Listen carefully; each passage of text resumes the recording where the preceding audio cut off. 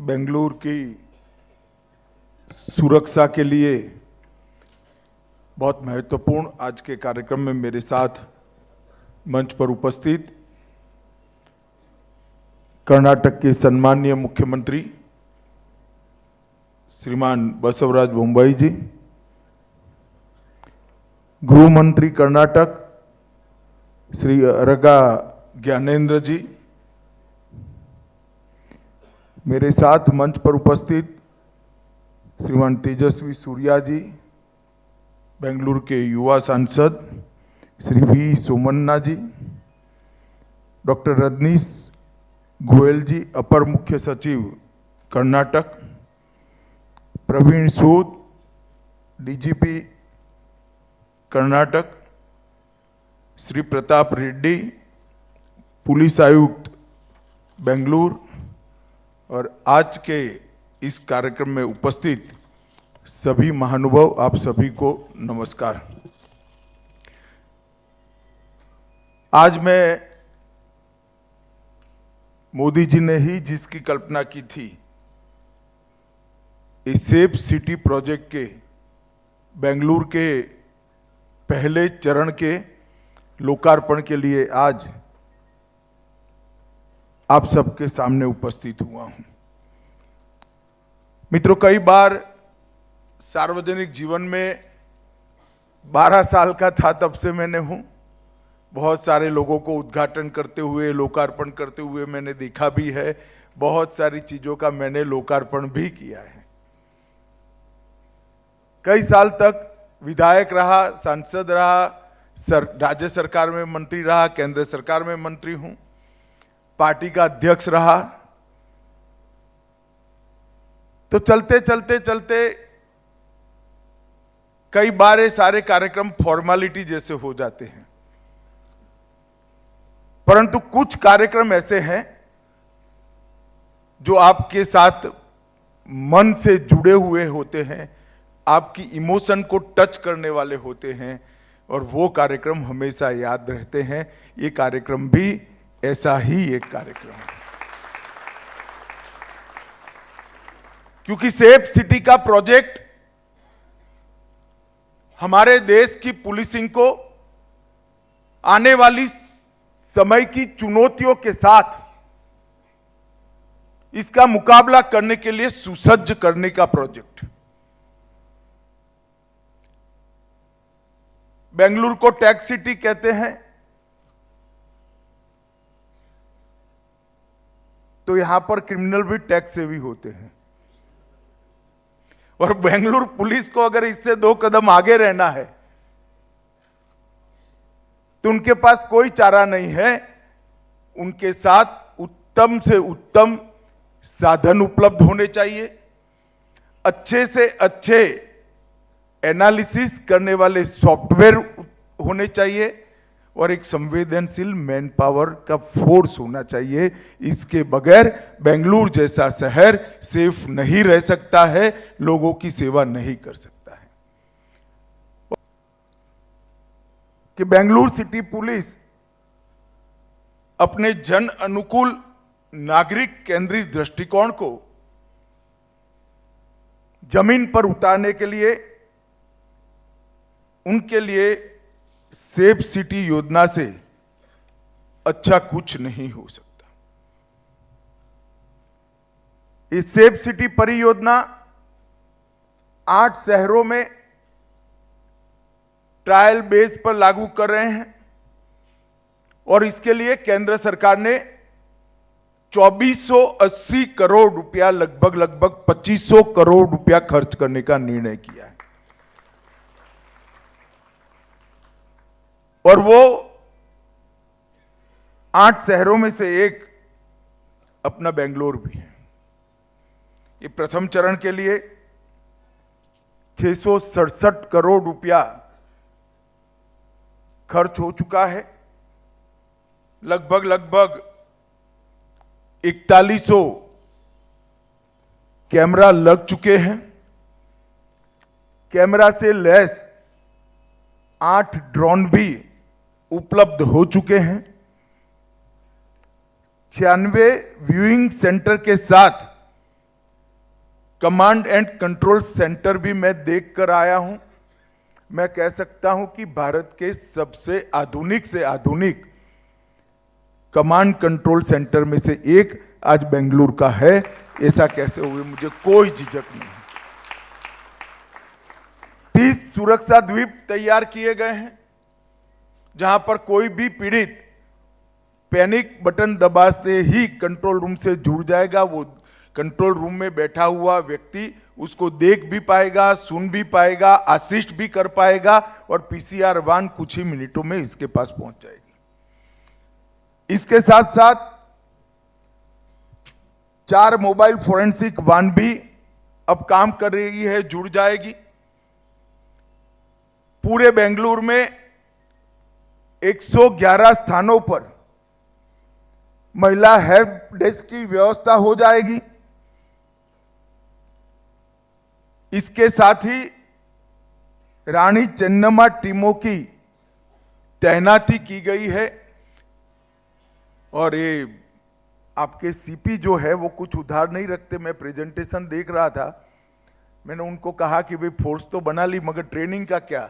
तुरंत लिंक में गए और शारीरिक ट्रेनिंग भी बता दी और उनको संवेदनशील बनाने की भी ट्रेनिंग का मुझे हिस्सा बता दिया। तो मुझे बहुत आनंद है, क्योंकि कितना भी फिट पुलिस बैन न हो, कितनी भी फिट पुलिस टीम क्यों न हो, मगर संवेदनशीलता नहीं है तो वो लोगों की सेवा कभी नहीं कर सकते हैं। क्योंकि सेवा करने का भाव संवेदनशीलता से ही उत्पन्न होता है। और बेंगलुरु पुलिस ने एक काम भी किया है।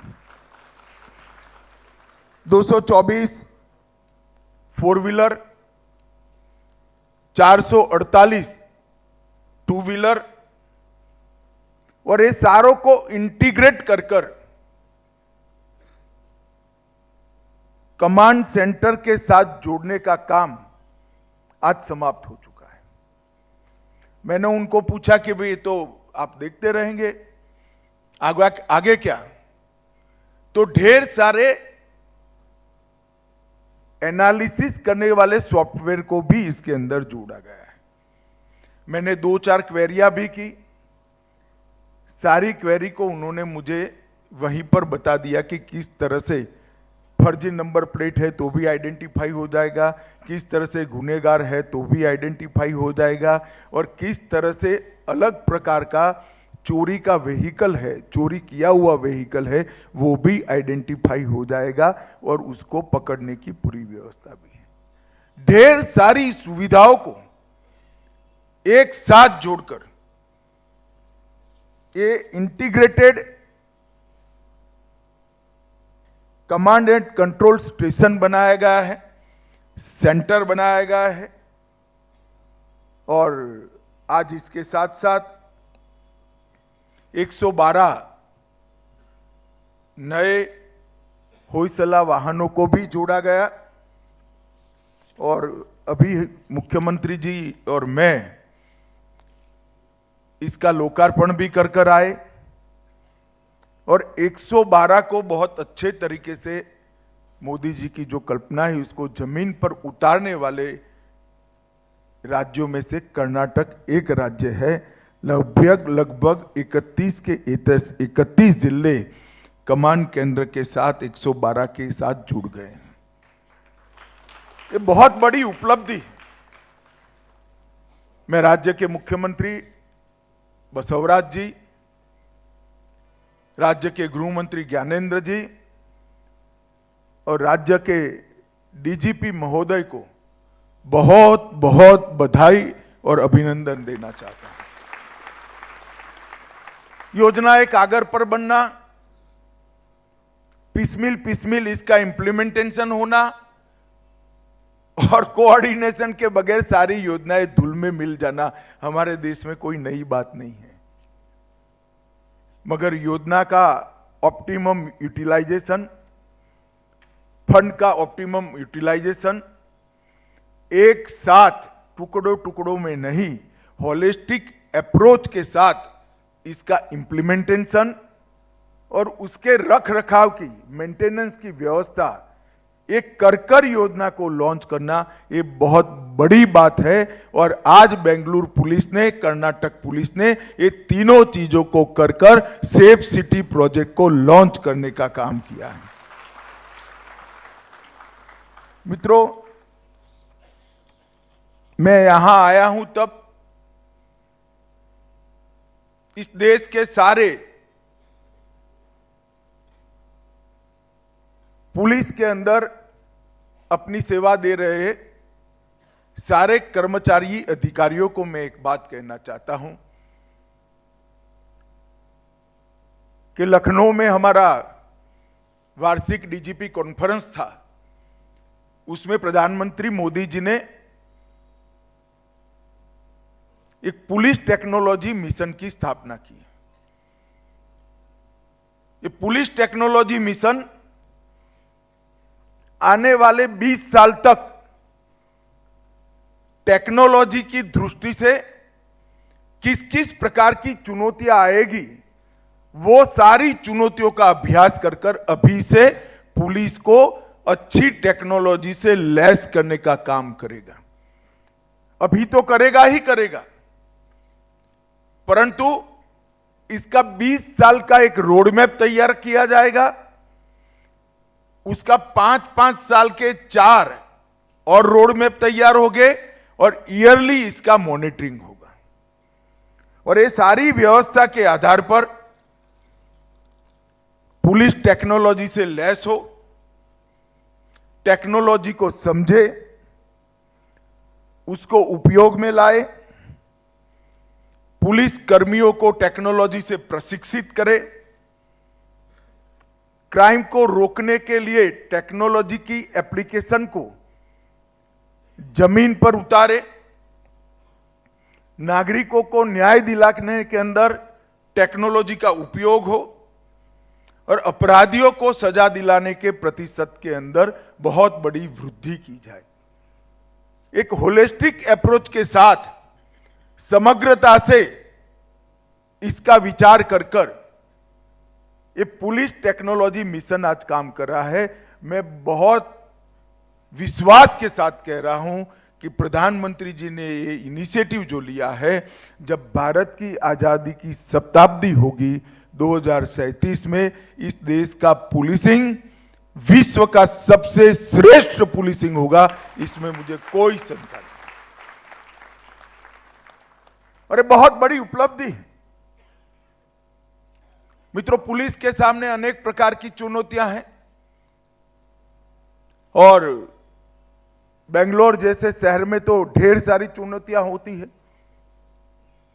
इसलिए रीच के साथ स्पीड को भी मेंटेन करना होता है। अगर आपकी पहुंच, आपकी रीच भी नहीं है तो भी पुलिसिंग फेल हो जाएगा, और स्पीड भी नहीं है तो भी पुलिसिंग फेल हो जाएगा। आपकी रीच और स्पीड दोनों को मेंटेन करना है तो टेक्नोलॉजी के अलावे हमारे पास कोई उपाय नहीं है। चुनौतियां अनेक प्रकार की हैं। कुछ शहर की होती है, कुछ राज्य की होती है, कुछ क्षेत्र की होती है, कुछ राष्ट्रीय स्तर पर होती है और कुछ अंतर्राष्ट्रीय स्तर पर की चुनौतियों को भी सामना करना पड़ता है। क्योंकि आज सोशल मीडिया की गति कोई नहीं रोक सकता। आपको लगेगा कि हमारा तो बहुत छोटा सा क्षेत्र सागर किनारे से टच करता है, हमें क्या अंतर्राष्ट्रीय चुनौतियां आएगी। नारकोटिक्स यहां पर भी आ सकता है, जाली नोट यहां पर भी आ सकते हैं,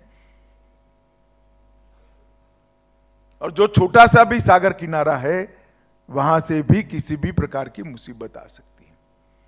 रेडिकलाइजेशन ऑनलाइन करना बहुत सरल है, उसको भी काउंटर करना है, इसका तोड़ भी निकालना है और उसको सख्ती के साथ निपटना भी है।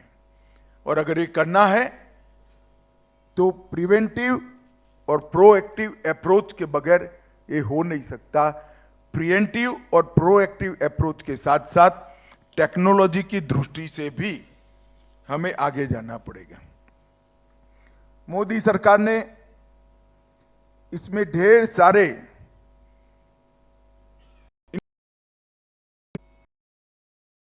साइबर अपराधों की रियल टाइम रिपोर्टिंग, फॉरेंसिक प्रयोगशालाओं का राष्ट्रीय नेटवर्क, एफएसएल यूनिवर्सिटी में पढ़े हुए फॉरेंसिक साइंस के ज्ञाता विद्यार्थियों की फौज खड़ी करना, सैकड़ों हैकेथॉन के माध्यम से सारी चुनौतियों का जवाब ढूंढना, साइबर हाइजीन सुनिश्चित करना, साइबर जागरूकता को हर एक युवा तक पहुंचाना, ये सारी चैलेंजेस को इसका जवाब ढूंढने के लिए 2017 में केंद्र सरकार के इनिशिएटिव से एक साइबर और सूचना सुरक्षा प्रभाग बनाया गया। CIS के नाम से ये प्रभाग आज काम कर रहा है। और फिर ढेर सारे इनिशिएटिव, मेरे 3.5 साल के अनुभव में मैं कह सकता हूं कि शायद ही किसी सरकार ने आंतरिक सुरक्षा की चुनौतियों को सामना करने के लिए इतने सारे इनिशिएटिव लिए होंगे। एक साइबर अपराध समन्वय केंद्र हमने बनाया है, जिसके तहत I4C के नाम से पॉपुलर है, जिसके तहत 7 इंस्टीट्यूशन, 7 प्लेटफॉर्म लॉन्च किए गए हैं।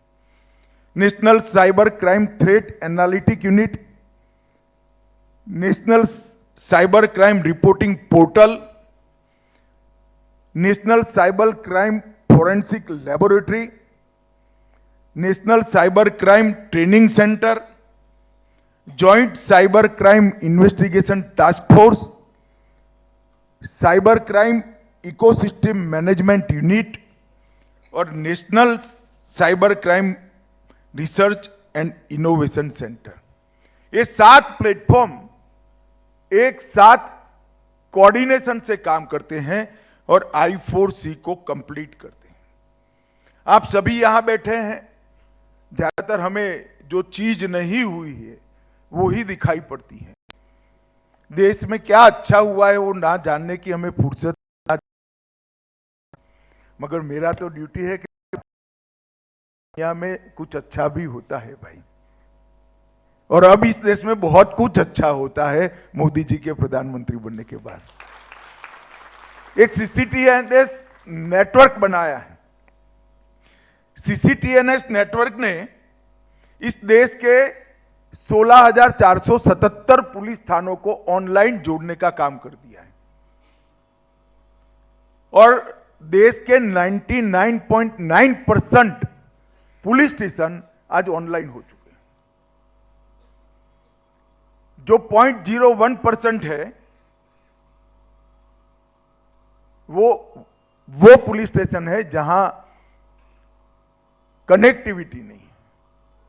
बाकी सारे पुलिस स्टेशनों को कनेक्ट करने का काम आज समाप्त हो गया है।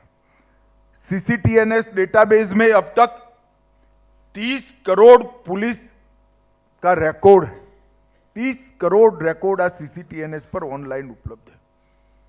CCTNS का उपयोग कर नागरिक सेवाएं जो दी जाती है उसमें अब तक 12.82 करोड़ कंप्लेंट्स मिले हैं और उसमें से 12.35 करोड़ कंप्लेंट का जवाब और निस्तारण हो चुका है।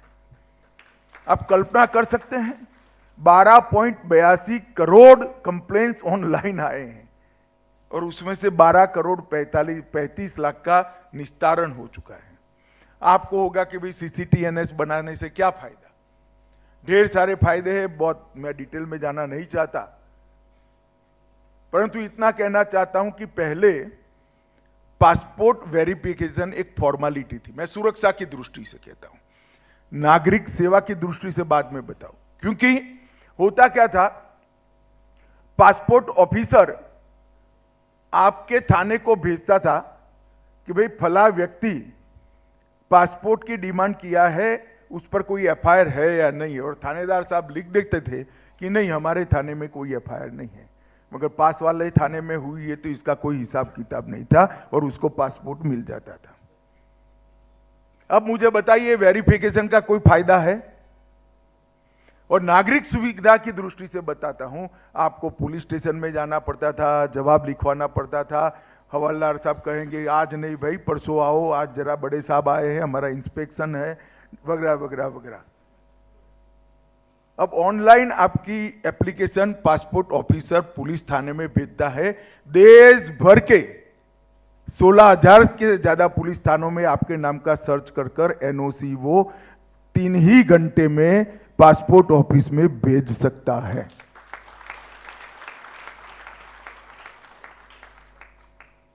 अब आपको अगर कोई गाड़ी खरीदनी है तो सेकेंड हैंड गाड़ी बेचने वाले डीलर के पास गए और चोरी की गाड़ी आपको पकड़ा दी, तो देखिए साहब क्या सामत आती है आपकी। जब पकड़ी जाएगी चोरी तो चोर को पूछेंगे कहां बेची थी, फिर डीलर के पास, डीलर को पूछेंगे कहां बेची थी, तो फिर आपके पास, और आपको कहेंगे चोरी का माल खरीदने का आप पर गुनाह हुआ है।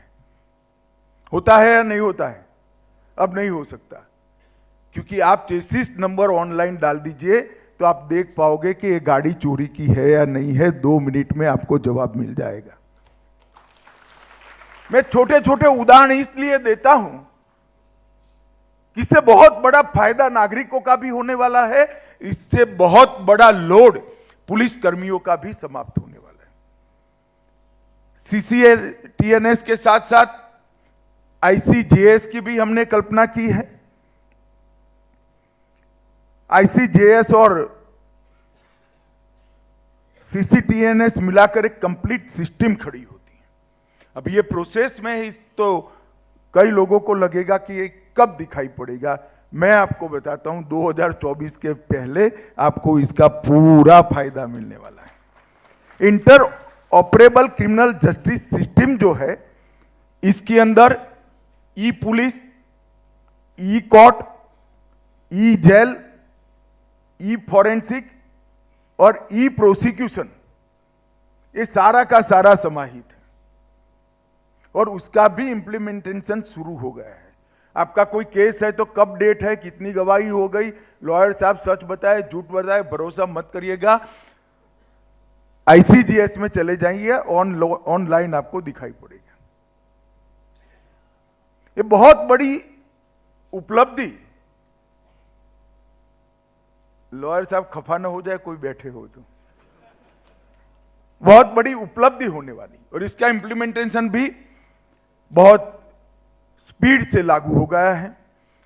ई फॉरेंसिक एप्लीकेशन देश की 117 फॉरेंसिक लैब में लागू हो गया है। 1300 जेल ई जेल के साथ जुड़ चुके हैं। ई प्रोसिक्यूशन 751 जिले में इसका ट्रायल शुरू हो चुका है। ट्रायल सक्सेस होते ही ये 751 जिले की कनेक्टिविटी का काम पूरा कर लिया गया है और शेष 153 जिले हैं जो ज्यादातर नॉर्थ ईस्ट के हैं, इसका काम भी इस दिसंबर के पहले हम समाप्त कर देंगे। तो सीसीटीएनएस और inter operable criminal justice system, ये दोनों को इकट्ठा करते हैं तो एक कंप्लीट ई सर्विस नागरिकों को आंतरिक सुरक्षा के क्षेत्र में, पुलिस की सेवाओं के क्षेत्र में आपको मिल सके। अब आईसीजेएस का दूसरा चरण भी शुरू हो गया है। आईसीजेएस को मजबूत करने के लिए data exchange, single point data entry, security, online और पेपरलेस इंफॉर्मेशन का आदान प्रदान, ये दूसरे चरण में होगा, जिसके पीछे सरकार 3500 करोड़ रुपया खर्च करने वाली है, 3500 करोड़ रुपए। और ये बहुत बड़ी उपलब्धि है मित्रों। अभी तो ये सिस्टम आइसोलेशन में काम कर रहे हैं, जब इसका एक्सचेंज शुरू होगा तो इसकी सेवा करने की क्षमता अनेक गुना बढ़ जाएगी। एक नफीस कर फिंगरप्रिंट प्रणाली हमने बनाई है। देश भर में अब जितने फिंगरप्रिंट लिए जाते हैं अपराधियों के, वो सारे नेशनल क्राइम रिकॉर्ड ब्यूरो के अंदर स्टोर हो जाते हैं। लगभग अब तक 1 करोड़ से ज्यादा रिकॉर्ड उपलब्ध हो गया है। मैं आपको छोटे से उदाहरण से कि घर में बेंगलुरु में चोरी हो गई, एफएसएल वाले आए, फिंगरप्रिंट लिया।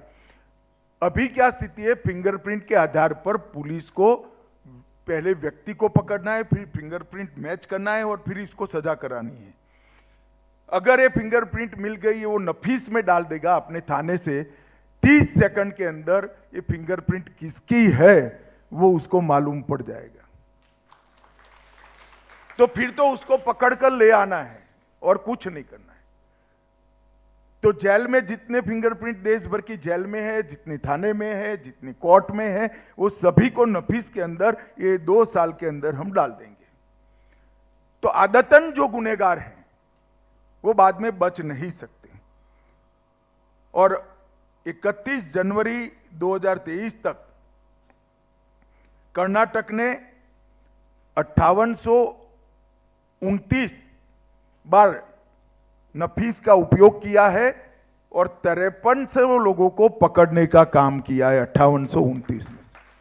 मगर अभी तो डेटा पूरा नहीं है, सब हो जाएगा तब ये और मजबूती से काम करें।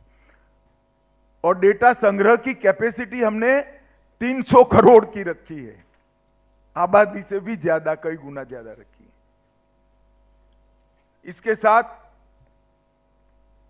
महिलाओं के साथ अपराध के लिए, जो अपराधी महिलाओं के सुरक्षा से छेड़खानी करते हैं, investigation tracking system for sexual offence एक बड़ा प्लेटफॉर्म हमने बनाया है। मैं इतना ही कहना चाहता हूं, इसकी उपयोगिता कैसी है। 2018 में इसके उपयोग में वृद्धि दर 43% थी और 23 में इसकी वृद्धि दर 60% रही। इसके अलावा ढेर सारे हमने इनिशिएटिव लिए हैं। एक 1930 साइबर फ्रॉड के लिए है, वहां फोन करते ही 30 सेकंड के अंदर इसका मोबाइल भी सीज हो जाता है, कार्ड आपका स्वैप चोरी हो गया है तो कार्ड भी स्वीप हो जाएगा और पैसा इसके बैंक अकाउंट में फ्रीज हो जाता है। 1930 centre for missing of exploited children, इसकी भी बहुत बड़ा उपयोग हुआ है। ढेर सारे बच्चे ये कुंभ के अंदर जो बिछड़ गए थे उसको प्राप्त करने का काम, क्योंकि अब आधार सबका बना है तो आधार के अंदर इसकी फिंगरप्रिंट होती है, इससे हमने ढूंढने का काम किया। तो पुलिस थाने में बच्चा था, माँ बाप कहीं और ढूंढ रहे थे, दोनों का मिलान कर ढेर सारे बच्चों को अपने माँ बाप के साथ पहुंचाने का काम हमने किया है मित्रों। और CFSL हैदराबाद में राष्ट्रीय साइबर फोरेंसिक प्रयोगशाला हमने राष्ट्र को समर्पित कर चुके हैं। साइबर दोस्त बनाया गया है, नेशनल फोरेंसिक साइंस यूनिवर्सिटी बनाया गया है। साइबर हाइजीन को बढ़ावा देने के लिए मंत्रालयों और प्रदेशों के द्वारा इंप्लीमेंटेशन के लिए ईयरली प्रोग्राम हम तैयार कर रहे हैं। और ये सारी सुविधाएं 2-3 साल में बनी हैं, मगर इसके शुरुआती परिणाम बहुत अच्छे मिले और ढेर सारे इसका उपयोग भी हुआ है। मैं बहुत ज्यादा आपका समय लेना नहीं चाहता है उपलब्धियों को बताकर, परंतु मैं विश्वास से कह सकता हूं कि ट्रेनिंग का काम भी हम ऑनलाइन कर रहे हैं, फॉरेंसिक को भी ऑनलाइन लाने का काम कर रहे हैं। मित्रों, आज जो शुरुआत सेफ सिटी प्रोजेक्ट की बेंगलोर की हुई है, इसके जब सभी चरण समाप्त हो जाएंगे तो मैं आपको विश्वास दिलाता हूं कि बेंगलोर इस सेफ सिटी सच अर्थ में बनेगा। इसमें कोई शंका आपको रखने की जरूरत नहीं। और ढेर सारे शहरों को सेफ सिटी प्रोजेक्ट के तहत लेकर चरणबद्ध तरीके से पूरे देश की अर्बन पुलिसिंग को एक प्रकार से नया आयाम देने का हमारा काम है, हमारी योजना है। और मोदी जी का आग्रह है कि टेक्नोलॉजी का उपयोग संवेदनशीलता के साथ हो। जब सॉफ्टवेयर बने तब गरीब से गरीब व्यक्ति जिसकी कोई रीच नहीं है, ऐसी व्यक्ति को भी वो सॉफ्टवेयर पहुंचना चाहिए। उसकी रीच नहीं है मगर सॉफ्टवेयर की रीच उस तक हो जाए, इस प्रकार की व्यवस्था करनी चाहिए। और मोदी जी के दिए हुए मंत्र के आधार पर ही गृह मंत्रालय आगे बढ़ रहा है। मित्रों, आज मैं यहां आया हूं तब प्रधानमंत्री जी ने बेंगलुरु के लिए ढेर सारे काम किए हैं।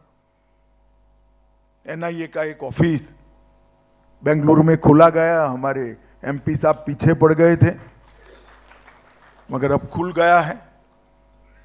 कठोरता के साथ पीएफआई पर बैन लगाया गया है। अब किसी की हिम्मत नहीं है कर्नाटक की शांति के अंदर खलल डाल सके। बेंगलुरु मेट्रो में ढेर सारी प्रगति हुई है, लगभग 56 किलोमीटर तक पहुंच गई है और अगले साल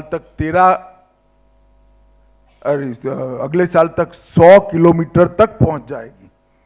और अब तक 13,000 करोड़ रुपया इस पर खर्च हो चुका है। बेंगलुरु की उपनगरीय रेल 15,800 करोड़ इसके लिए आवंटित किए गए हैं। और ये 40 वर्षों से पेंडिंग प्रोजेक्ट जो सरदार मनमोहन सिंह के वक्त यहां से भेजा गया था, मोदी जी ने इसको 40 महीने में पूरा करने का वादा बेंगलुरु के लोगों को किया है। आप समझिए स्पीड और स्केल क्या होता है। 10 लेन बेंगलुरु मैसूर एक्सप्रेसवे लगभग 8,000 करोड़ की लागत आएगी। 17,000 करोड़ की लागत से 4 लेन और 6 लेन जैसा ट्रैफिक जहां है इस प्रकार का बनाया है। बेंगलुरु चेन्नई एक्सप्रेसवे 31,000 करोड़ की लागत से Bengaluru Hyderabad expressway, Bengaluru Chennai Mysore high speed rail corridor और 2,000 करोड़ की लागत से बेंगलुरु उत्तर ग्रामीण और मांड्या में नेशनल हाईवे 275 एनएच का निर्माण शुरू करना। इसके साथ साथ जो फायदा बेंगलुरु को अलग अलग नीतियों का हुआ है वो भी मैं जरूर बताना चाहूंगा। 100 से अधिक यूनिकॉर्न स्टार्टअप हमारे पास है, इसमें से 40 अकेले बेंगलुरु में हैं। आप कल्पना कर सकते हैं $1 अरब से ज्यादा ये 40 स्टार्टअप की संपत्ति है। अगर मोदी जी ने स्टार्टअप को बढ़ावा देने के लिए स्टार्टअप इंडिया पॉलिसी न लाए होते तो बच्चे करते अपने तरीके से, मगर शायद इतनी स्पीड से न बढ़ पाते। इसका सबसे बड़ा फायदा किसी को हुआ है तो बेंगलुरु को हुआ है। स्पेस सेक्टर में बेंगलुरु की आज हिस्सेदारी 25% है और स्पेस के सेक्टर को अब प्राइवेट उद्योग वालों के लिए भी खोलने का काम मोदी जी ने कर दिया है। इसके लिए पॉलिसी भी लेके इसका सबसे बड़ा बेनिफिट अगर किसी को होने वाला है तो बेंगलुरु को होगा। एफडीआई में कर्नाटक देश में पहले स्थान पर है। मैं तो मुंबई जी को अभिनंदन देना चाहूंगा कि 2,72,000 करोड़ रुपए का निवेश अकेले कर्नाटक ने जुटाया है। देश में अगर 100 डिफेंस एयरक्राफ्ट बनते हैं तो उसमें से 75 बेंगलुरु में बनते हैं। कुछ लोग कहते हैं कि तो हमारे समय में हुआ था, कारखाना आपके समय में हुआ था, मगर मिलिट्री का एक्सपेंशन आप 10 साल में एक आने का नहीं कर पाए थे। ये मोदी जी ने किया है और आत्मनिर्भर इस क्षेत्र में भारत को बनाने का काम प्रधानमंत्री जी ने किए। बेंगलुरु के पास तुमकुर में HAL का नया हेलीकॉप्टर का फैक्ट्री भी मोदी जी ने लोकार्पण किया। मैं तो सिर्फ बेंगलुरु की बात कर रहा हूं, कर्नाटक के लिए भी ढेर सारा करा है। आज एक बहुत बड़ी सौगात मोदी जी की मैं आप लोगों के लिए लेकर आया हूं। सेफ सिटी के पहले चरण का आज लोकार्पण हुआ है। मैं बेंगलुरु के CP और DGP को बहुत बहुत बधाई देना चाहता हूं, क्योंकि ये पूरा प्रोजेक्ट मेक इन इंडिया है, 100% स्वदेशी है। इसमें फॉरेन की एक भी चीज का उपयोग नहीं हुआ। अच्छे से अच्छी टेक्नोलॉजी है और 100% स्वदेशी। ये दोनों चीजों का होना हमारा देश कितनी गति के साथ, कितनी स्पीड के साथ आगे बढ़ रहा है, इसका एक उदाहरण है। आज बेंगलुरु वासियों को भी बहुत बहुत शुभकामनाएं और बधाई देता हूं। और इसके स्पीडी इंप्लीमेंटेशन के लिए मुख्यमंत्री जी और गृह मंत्री जी ने जो पेन लिया है, इसको मैं जानता हूं। जब भी हम फॉलोअप करते थे, दौड़ धूप तो होती थी, मगर परिणाम भी मिलता था। अंततोगत्वा आज ये स्वप्न साकार होने जा रहा है। सभी को बहुत बहुत शुभकामनाएं। वंदे मातरम।